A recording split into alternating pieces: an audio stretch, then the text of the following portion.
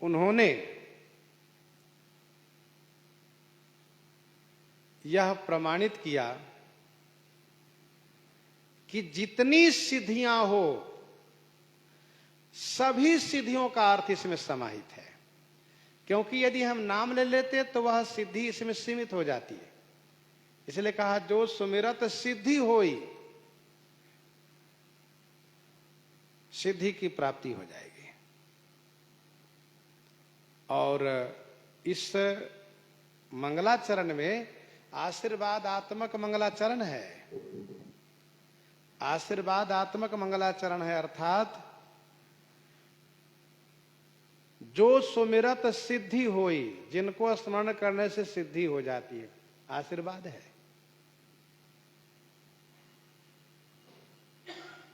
जो सुमिरत सिद्धि होई, गण के दृष्टि से इसमें भागन गण का प्रयोग है। श्लोक में मगन गण का प्रयोग है, श्रोठा में भागन गण का प्रयोग है। भागन गण के देवता चंद्रमा है, भागन गण के देवता चंद्रमा है। और फल है निर्मल जस का विस्तार होना, निर्मल जस का विस्तार होना फल है।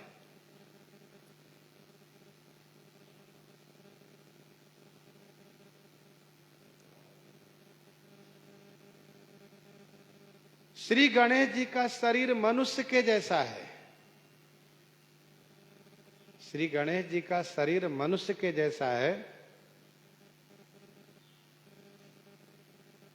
सिर हाथी के जैसा है, 4 हाथ है, 1 दांत है और 3 नेत्र हैं, 3 नेत्र हैं।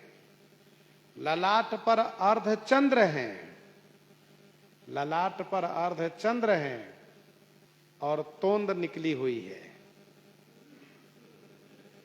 लंबोदर है, तोंद निकली है, लंबोदर भगवान है, अर्थात पेट बड़ा है।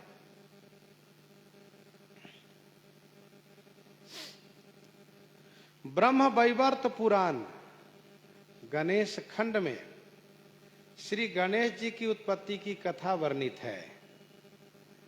ब्रह्म वैवर्त पुराण गणेश खंड में श्री गणेश जी की उत्पत्ति की कथा है। गणेश जी के जन्म की कथा ध्यान से सुनिएगा। एक बार पुत्र प्राप्ति के लिए भगवान शिव पार्वती यज्ञ किए। किस लिए यज्ञ किए? पुत्र प्राप्ति के लिए। भगवान शिव को पुत्र नहीं था, पुत्र के लिए यज्ञ किए। और यह शास्त्रीय विधान है, पुत्र प्राप्ति हेतु यज्ञ किया जाएगा।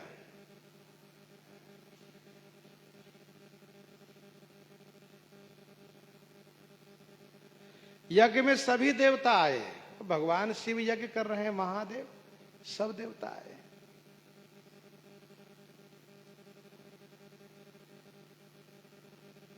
भगवान शिव विष्णु भगवान से प्रार्थना किए, भगवान इस यज्ञ का उद्देश्य है पुत्र प्राप्ति।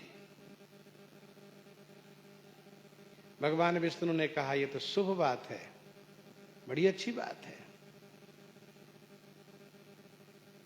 श्री पार्वती जी को चाहिए कि एक व्रत अनुष्ठान करें। वह जब व्रत अनुष्ठान करेंगी तो उसके परिणाम स्वरूप इन्हें पुत्र की प्राप्ति होगी। भगवान विष्णु के निर्देशन में भगवती श्री पार्वती जी ने व्रत उपवास किया है, व्रत अनुष्ठान किया है।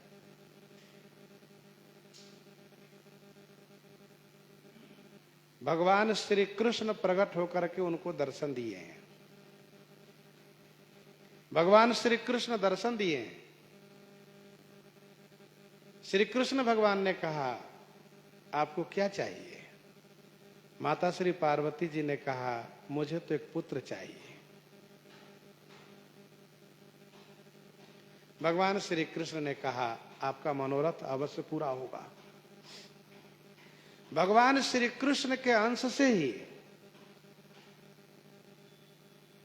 भगवती श्री पार्वती जी ने एक सुंदर पुत्र को जन्म दिया। भगवान श्री कृष्ण के अंश स्वरूप श्री पार्वती जी ने एक सुंदर पुत्र को जन्म दिया। कैलाश में भगवान शिव पुत्र उत्सव, पुत्र जन्मोत्सव बड़े धूमधाम से मनाने लगे। सब देवता आने लगे, बड़ी भीड़ होने लगी।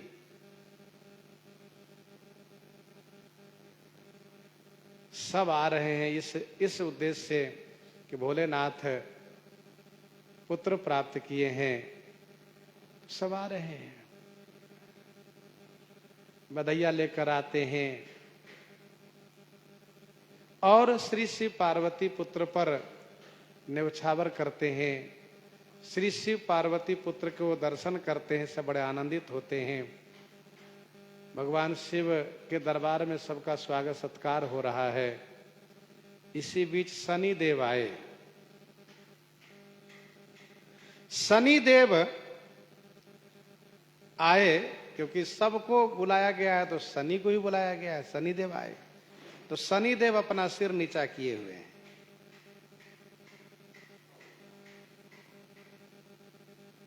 भगवती श्री पार्वती जी ने कहा क्यों आप अपना सिर क्यों नीचा किए हुए हैं? सिर ऊपर कीजिए, मेरे लाला को देखिए, आशीर्वाद दीजिए।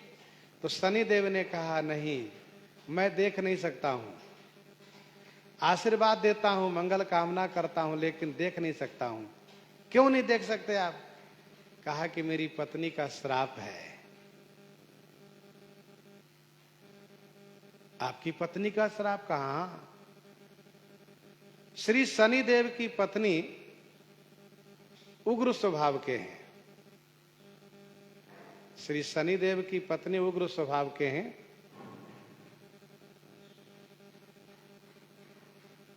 एक बार श्रृंगार करके शनि देव के पास गई तो शनि देव भगवान के ध्यान में मग्न थे। उन्होंने देखा नहीं तो वे नाराज हो गई, बहुत नाराज हो गई। और नाराज होकर उन्होंने कहा, श्राप दिया कि आप जिसको देखोगे वह नष्ट हो जाएगा। तब से शनि देव किसी की ओर नहीं देख सकते, जिसको देखेंगे वह नष्ट हो जाएगा। श्री पार्वती जी ने कहा ये सब पुरानी बात है, जाने दीजिए, आप देखिए कुछ नहीं होगा मेरे लाला को। तब शनि देव ने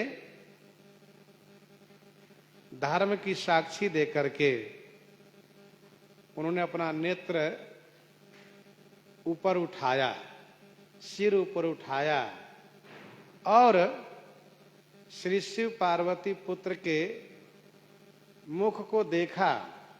पहली दृष्टि मुख पर गई, गर्दन से वह मुख भाग समाप्त हो गया। जैसे ही शनि की दृष्टि पड़ी, शिवपुत्र का गले से कट करके नष्ट समाप्त हो गया और वह सिर भाग जाकर के भगवान श्री कृष्ण में लीन हो गया, क्योंकि श्री कृष्ण का अंश है ये। शनि देव भी दुखी हुए और कैलाश में शोक का माहौल हो गया। जितना उत्साह था उतना ही अधिक शोक हो गया।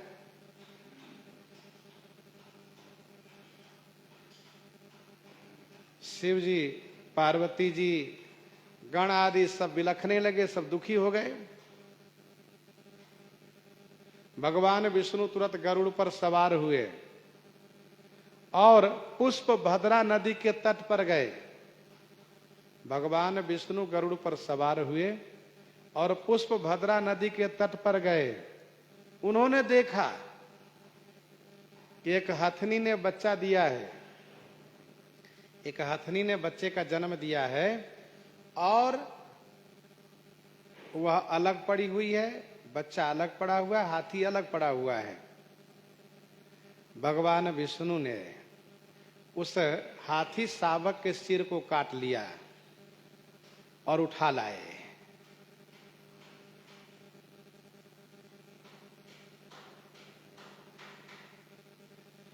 और शिव जी के पुत्र के शरीर में उसको जोड़ दिए, सिर भाग लाए, यहां पर जोड़ दिए, उठ गया। वह शिव पुत्र उठ के बैठ गया और बड़ा प्रसन्न हुआ। शिव जी प्रसन्न हुए, पार्वती जी प्रसन्न हुई, गण लोग वहां पर उपस्थित सब लोग प्रसन्न हो गए।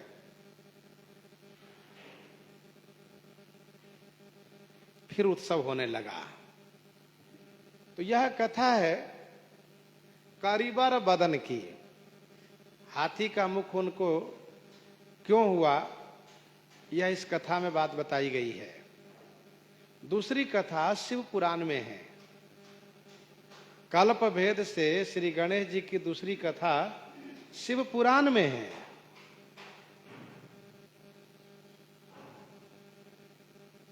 श्री पार्वती जी की सखी हैं, जिनका नाम है जया विजया। श्री पार्वती जी की सखी हैं जिनका नाम है जया और विजया।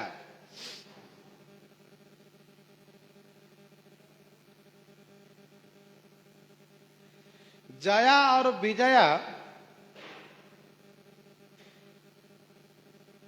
ने विचार किया कि जैसे हमारे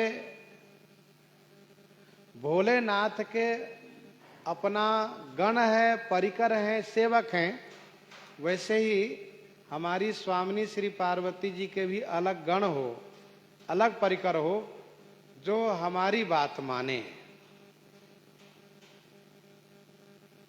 ऐसा विचार क्यों आया?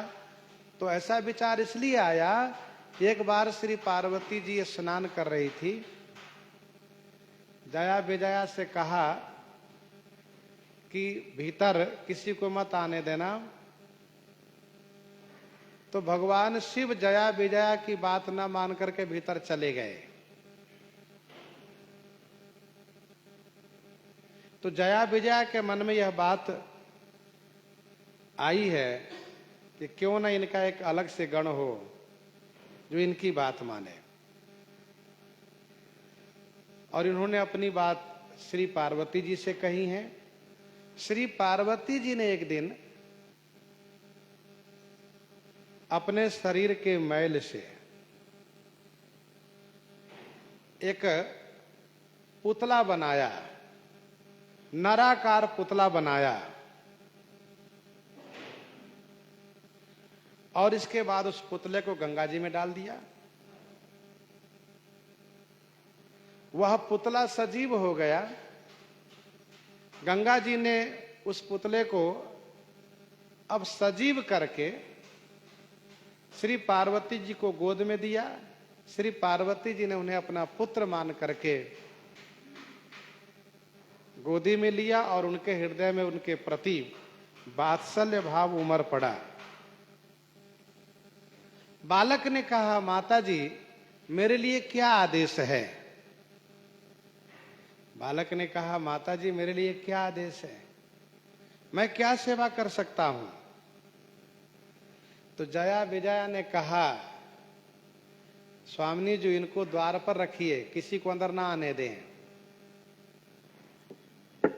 तो श्री पार्वती जी ने वही किया, आदेश दिया कि किसी को भीतर मत आने देना।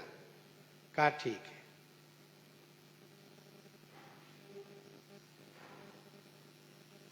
भगवान शिव आए, रोक दिया, नहीं जाने दिया भीतर।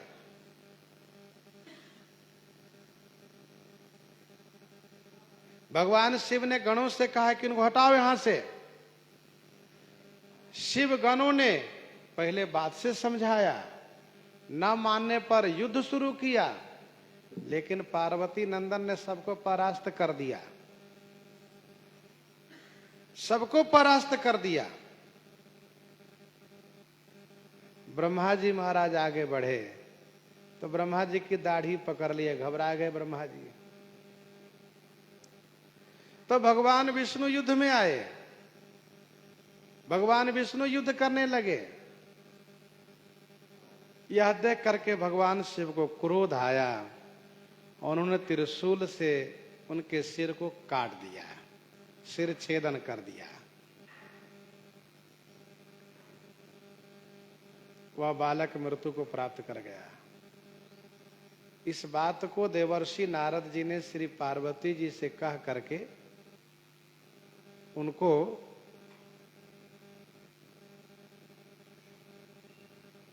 क्रोध उत्पन्न करा दिए, अर्थात झगड़ा लगा दिए। श्री पार्वती जी गुस्से में आ गई, 1,00,000 शक्ति को उत्पन्न किया उन्होंने और कहा, जाओ जिन लोगों ने मेरे बेटे को मारा है उन सबको मारो। अब तो हाहाकार मच गया, क्योंकि वह शक्तियां आई भक्षण करने लगी। देवता लोग घबराए, फिर देवर्षि नारद जी को आगे करके श्री पार्वती जी के पास गए। श्री पार्वती जी ने कहा, यह संहार तभी समाप्त होगा जब मेरे पुत्र को पुनः जीवित किया जाए और प्रधान देवता बनाया जाए, प्रधान अर्चक बनाया जाए, प्रथम पूज्य बनाया जाए। तो प्रधान अर्चनीय हो, प्रधान देवता हो, प्रथम पूज्य हो। देवताओं ने तुरंत उनकी बातें मानी। भगवान शिव ने कहा, उत्तर दिशा को आप जाइए। देवताओं से कहा, जो पहले मिले उसको सिर काट कर ले आइए। तो उत्तर दिशा में पहले वही हाथी का बच्चा दिखाई पड़ा, उन्हीं के सिर ले आए।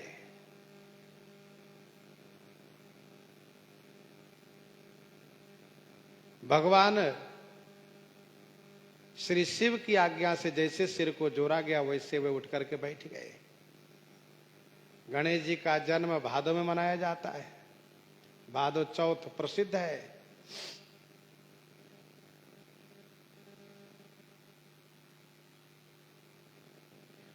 भगवान शिव के 2 पुत्र हुए, शिव और कार्तिक, सियाराम, गणेश और कार्तिक। भगवान शिव के 2 पुत्र हुए, गणेश और कार्तिक। दोनों युवा अवस्था को प्राप्त किए।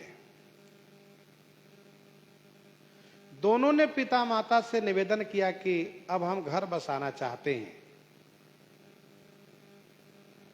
हमारा विवाह कर दीजिए। भगवान शिव पार्वती ने ये कहा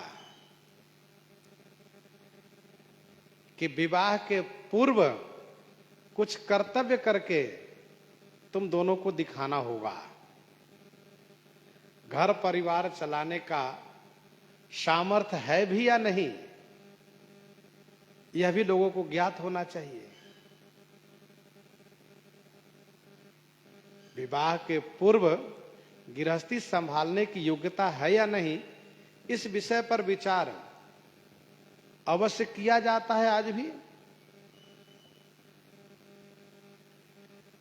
भगवान शिव ने कहा, पृथ्वी की परिक्रमा करके जो पहले आएगा, पहले विवाह उन्हीं का होगा, बाद में दूसरे का होगा। श्री कार्तिक के चल दिए परिक्रमा के लिए। गणेश जी बड़े बुद्धिमान हैं, सोचने लगे कि भैया तो चल दिए परिक्रमा के लिए, भाई साहब उनकी सवारी मोर की है और हमारी सवारी चूहे की है। वह आकाश मार्ग से चलेंगे, हम भू मार्ग से चलेंगे, तो थल मार्ग से चलने वाले की गति चाहे जितनी तेज हो, लेकिन आकाश मार्ग वाले की जैसी तो नहीं होगी ना। गणेश जी सोच विचार किए कि मैं तो परिक्रमा नहीं कर पाऊंगा। तब इन्होंने भगवान शिव पार्वती जी से कहा, पिताजी माताजी, हमारी इच्छा है कि हम आपकी पूजा करें, आप पूजा के लिए तैयार हो जाइए।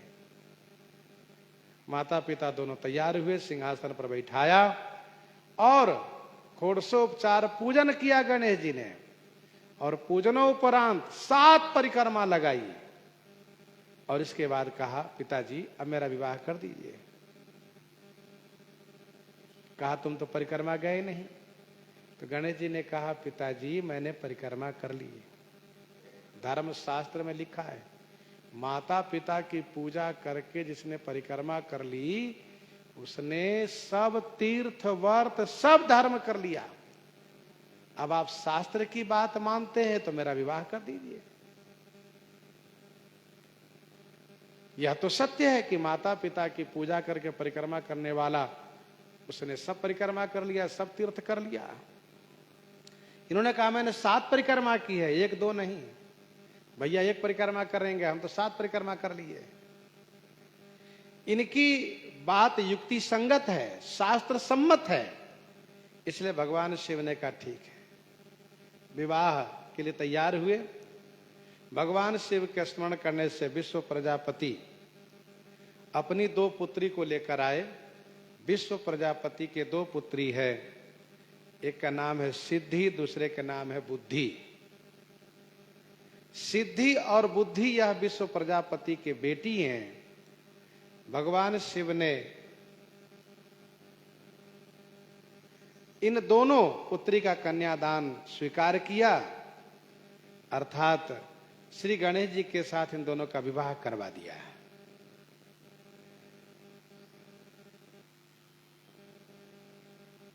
सिद्धि से क्षेम और बुद्धि से लाभ, ये 2 पुत्र हुए गणेश जी के।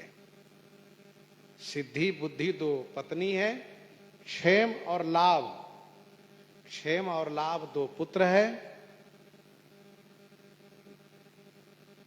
जो परिक्रमा गए हैं उनका क्या हुआ? कहा, देवर्षि नारद जी मिले रास्ते में। नारद जी ने कहा, कार्तिक गणेश जी का विवाह हो गया। हो गया कहां? तो नारद जी महाराज बड़े बुद्धिमान ठहरे, किसको कैसे रास्ते में लाना है, रास्ते मतलब भक्ति मार्ग में लाना है, किसको किस तरह झुकाना है, नारद जी खूब जानते हैं। देवर्षि जी ने कहा, देखो खनमुख, विवाह शादी बड़ा भारी प्रपंच है। मेरा तो मत यह है, मैं तो ये कहता हूं कि प्रपंच छोड़ो, भजन करो। देखो अमुक अमुक भजन करते हैं, जो सुख शांति भजन में है ना, वह सुख शांति परिवार में नहीं है, बड़ी परेशानी है। विवाह हुआ, मान लो पत्नी के मन से मन मिला या नहीं मिला, फिर तमाम सारी बातें, बहुत सी समस्याएं। अब क्या होता है तो गृहस्थ आश्रम वाले भली भांति जानते हैं। तो कार्तिक ने कहा कि ठीक कह रहे महाराज।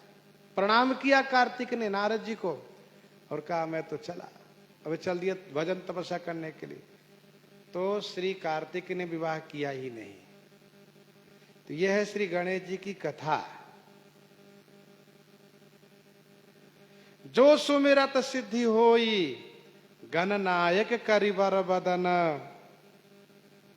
करऊ अनुग्रह सोई, बुद्धि राशि शुभ गुण सदन। बुद्धि राशि शुभ गुण सदन।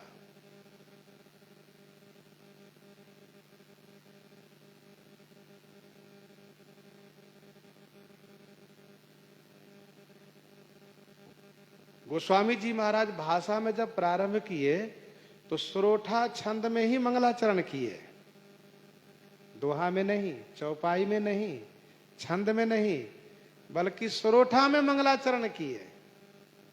ऐसा क्यों, यह प्रश्न है। तो इसका उत्तर एक यह है कि चाहे दोहा में हो, चौपाई में हो, छंद में हो, क्यों तो जुड़ा रहेगा। दोहा में ही क्यों, चौपाई में ही क्यों। फिर भी इसका समाधान यह है, कि श्रोठा में गोस्वामी जी ने इसलिए प्रारंभ किया क्योंकि श्रोठा के प्रथम और तीसरे चरण में 11 अक्षर है।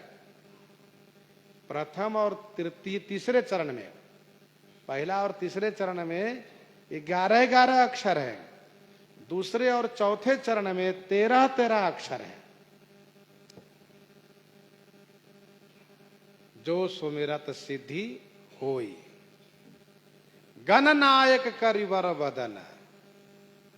तो प्रथम और तीसरे में 11 मात्रा है, दूसरे और चौथे में 13 मात्रा है। पहले ह्रास है, फिर वृद्धि है। पहले कम, फिर बाद में ज्यादा है। और शोभा उसी में है कि पहले कम हो फिर ज्यादा हो। ऐसा ना हो कि पहले ज्यादा और फिर कम हो जाए, कम होता जाए, ये ठीक नहीं है। ध्यान दीजिएगा।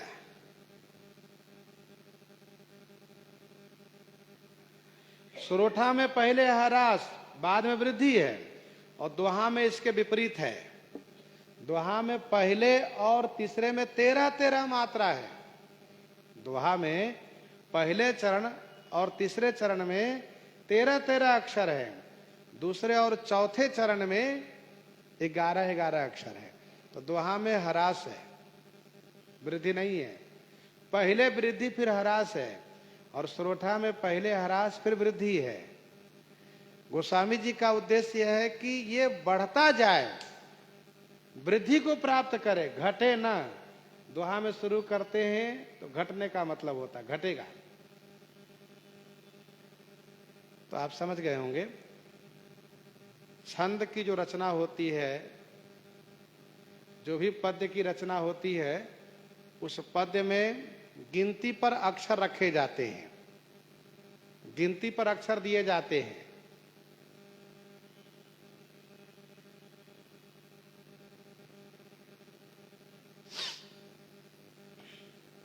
तो श्रोठा में पहले 11 बाद में 13, दोहा में पहले 13 बाद में 11, चौपाई में कहा बराबर है। चौपाई में सम होता है, चौपाई के मात्रा दोनों तरफ सम होता है, इसलिए गोस्वामी जी ने श्रोठा में प्रारंभ किए। दूसरा भाव यह है कि श्रोठा की प्रसिद्धि है ज्यादा, श्रोठा की प्रसिद्धि ज्यादा है।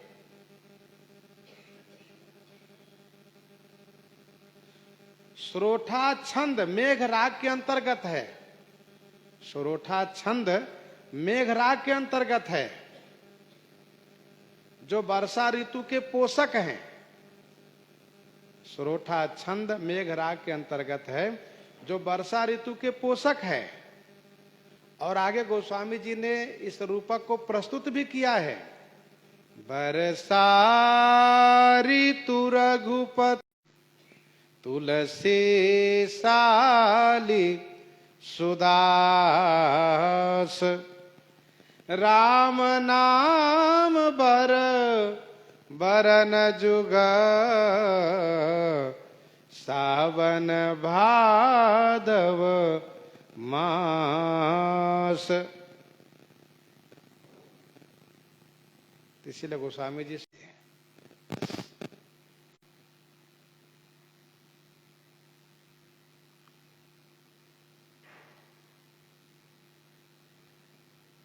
कुछ लोगों ने ये कहा कि गोस्वामी जी अपने इष्ट देव के नाम में से कोई अक्षर प्रारंभ में यहाँ भी नहीं दिए, अपने इष्ट देव के नाम में से कोई भी अक्षर यहाँ भी नहीं दिए, यहाँ जो अक्षर पहले प्रयोग किए।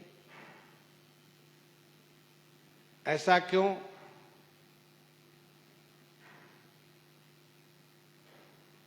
इसका समाधान भी संतों ने किया है।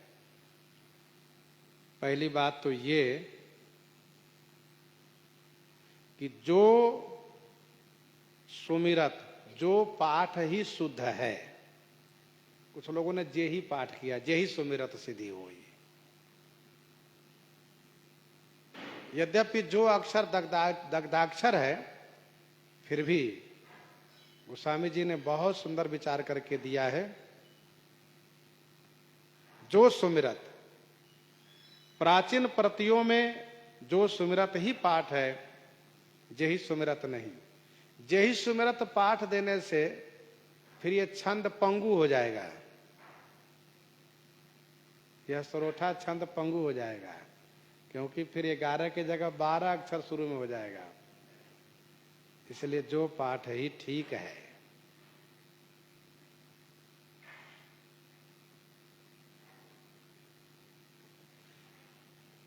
इस दोहे में गणेश जी के नाम, रूप, लीला और धाम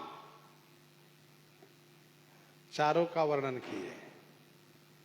इस दोहे में गणेश जी के नाम, रूप, लीला और धाम चारों का वर्णन किए, चारों का वंदना किए।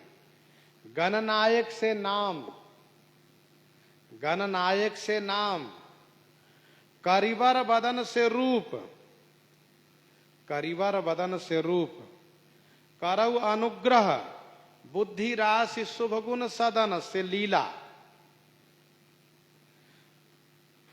करऊ अनुग्रह, बुद्धि राशि से लीला, और सदन से धाम। सदन जो शब्द है इसमें, सदन से धाम।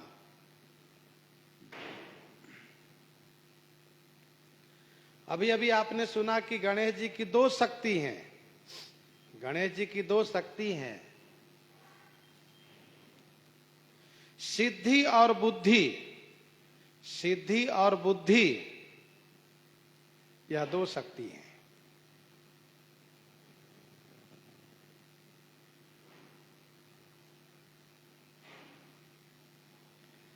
उनके समेत गोस्वामी जी वंदना किए। जो सुमिरत, सिद्धि और बुद्धि दोनों के साथ वंदना किए। जो सुमिरत से सुमिरन करने का अधिकार सभी वर्णों का, सभी मनुष्य मात्र को है। जो सुमिरत सिद्धि होई से यहां दिखाया गया कि सुमिरन करने की देरी है, सुमिरन करने की देरी है, सिद्धि प्राप्ति में देरी नहीं है। सुमिरन किए कि सिद्धि की प्राप्ति हुई।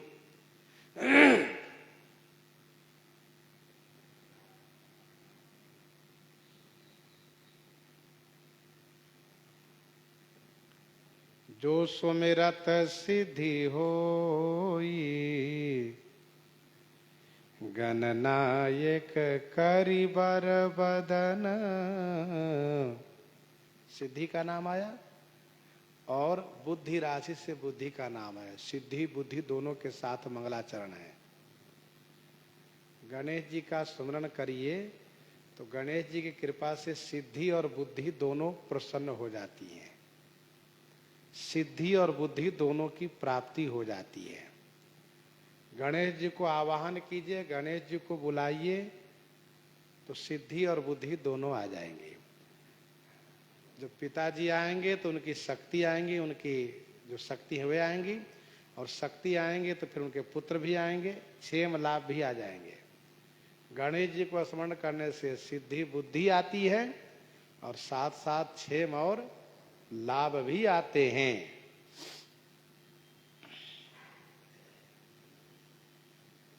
भाषा में यह प्रथम सरोठा है, प्रथम मंगलाचरण है। ये संतों ने ये कहा कि इस सरोठा में 7 कांड का भाव है। जो सुमिरत बाल कांड का भाव है, जो सुमिरत सिद्धि, जो सुमिरत सिद्धि, सुमिरन करने से सिद्धि होती है, इसमें बाल कांड का अर्थ है। कहिए कैसे? तो बाल कांड में, बाल कांड की कथा में, बाल कांड की कथा में जिन लोगों ने सुमिरन किया उन सबको सिद्धि हुई है।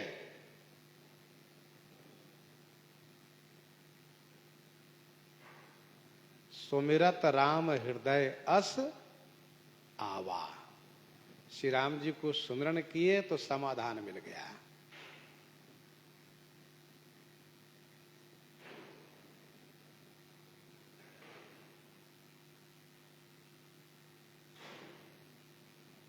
सुमिरत राम हृदय अस आवा।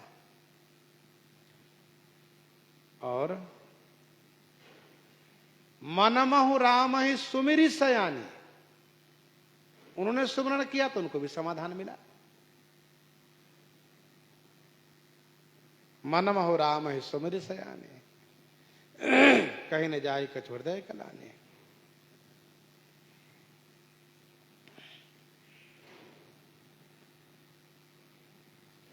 तथा पतिपद सुमिरी तजऊ सब भोगु, पतिपद सुमिरी तजऊ सब भोगु, श्री पार्वती जी।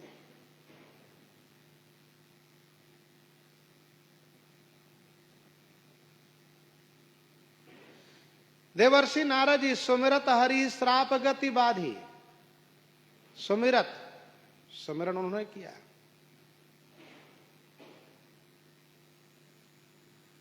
श्री मनु जी करही आहार साक फल कंदा, सुमिरहि ब्रह्म सच्चिदा नंदा, सुमिरन उन्होंने भी किया।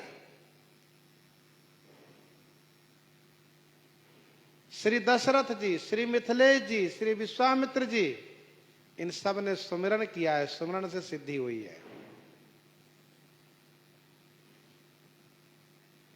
होई गणनायक, होई गणनायक में अयोध्या कांड की कथा है। होई गणनायक में अयोध्या कांड की कथा, कहिए कैसे? सब चाहते हैं कि श्री राम जी अयोध्या के नायक बने, सब चाहते हैं कि श्री राम जी अयोध्या के नायक बने। देवता लोग चाहते हैं कि श्री राम जी वनों के नायक बने।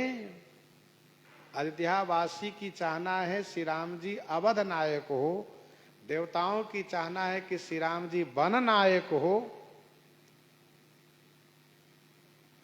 श्री कैकेयी मंथरा की चाहना है कि श्री भरत अयोध्या के नायक हो। तो अयोध्या कांड की कथा नायक के संदर्भ में ही वर्णित है। अयोध्या का नायक कौन हो, वन के नायक कौन हो, इसके साथ साथ आखिर में अयोध्या के नायक श्री राम जी के चरण पादुका हुए। अयोध्या कांड की कथा होई गणनायक। करिबर बदन में अरण्य कांड की कथा, करिबर बदन में अरण्य कांड की कथा, कहिए वो कैसे? तो श्रेष्ठ मुख से श्रेष्ठ प्रतिज्ञा श्री राम जी ने अरण्य कांड में ली है। निश्चर ही न करऊ मही भुज उठाई पन किन,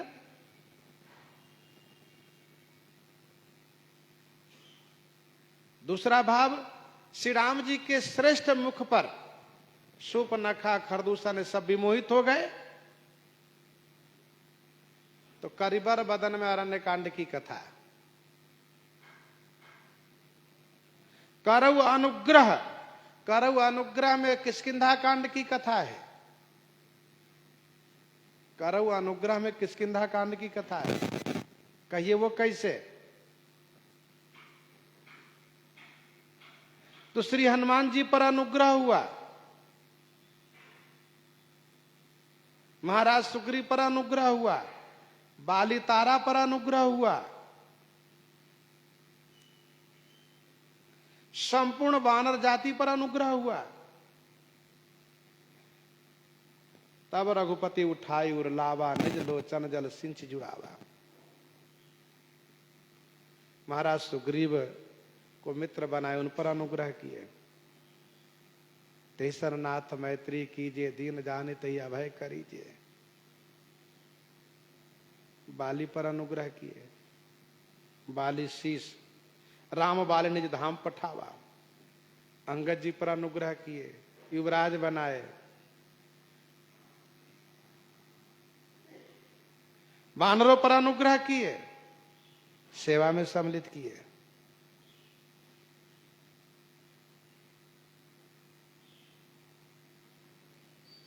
बुद्धि राशि,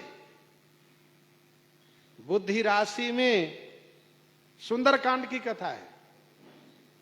बुद्धि राशि में सुंदरकांड की कथा है, कहिए कैसे? तो हनुमान जी महाराज, जामवंत जी महाराज, विभीषण जी महाराज, इन सब की बुद्धि यहां देखी जा रही सुंदरकांड की कथा में। जात पवन सुत देवन देखा, जाने कहूं बल बुद्धि विशेखा। जामवंत कह सुनु रघुराया, जा पर नाथ करो तुम दाया। बुद्धि की तो बात है। विभीषण जी महाराज, मैं रघुवीर शरण आवा, जाहु देहु जनि खोरी। तो सुंदर कांड की कथा है बुद्धि राशि शब्द में। शुभ गुण, शुभ गुण में लंका कांड की कथा है। शुभ गुण में लंका कांड की कथा है। कहिए वो कैसे? तो निशाचरों को मार करके, असुरों को मार करके देवताओं को मंगल किए, वानर भालुओं को मंगल किए, देवताओं को बंदी खाने से मुक्त किए। देवताओं के लिए शुभ गुण हुआ।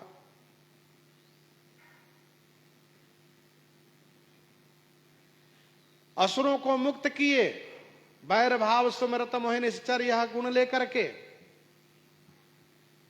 शुभ गुण से शुभ गुण क्या लिए? कहा बैर भाव सुमिरत मोहि निश्चर, उमा राम मृदुचित करुणा कर। बैर को भाव, गाली को सुमरण मान लिए, देवताओं को बंदी खाने से मुक्त किए। सुंदर जस का प्रचार हुआ।